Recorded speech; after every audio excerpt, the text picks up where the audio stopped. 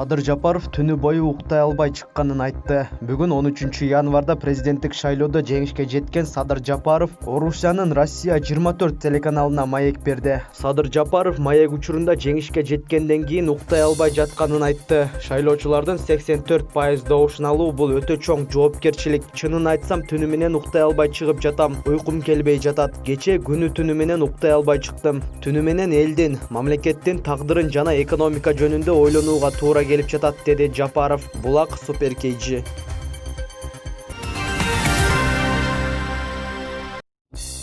Ырчы Самара Каримова Маданият министрлигин сотто утуп алды. Ырчы Самара Каримова Маданият маалымат жана туризм министрлигин сотто утуп алды. Эми ал Ниязалы атындагы Ош мамлекеттик музыкалык орто окуу жайынын директору кызматына кайра бара алат. Бул тууралуу министр Нуржигит Кадырбеков билдирди. Эмгек кодексине ылайык жагдайга кызматтан бошотулуп калганбы? Айтор соттон утуп алды. Кызматты кайра калыбына келтирилсин деген сот чечими бизге келди. Биз аны аткарышыбыз керек, деди министр. Кыргыз Республикасынын эмгек сиңирген артисти Самара Каримова аталган музыкалык орто окуу жайынын директору болуп 2018-жылдын октябрында дайындалып, 2 күндөн кийин бул буйрук кайра жокко чыгарылган. Ошол кездеги Маданият маалымат жана туризм министри Азамат Жаманкулов дайындоо мыйзамсыз болгонун айтып, Каримованы кызматтан алганын билдирген эле. 2017-жылы Самара Каримова Оштогу Сулайман Тоо музей комплексине башкы директор болуп дайындалып, коомчулуктун сын пикиринен соң өз каалоосу менен кызматтан кеткен.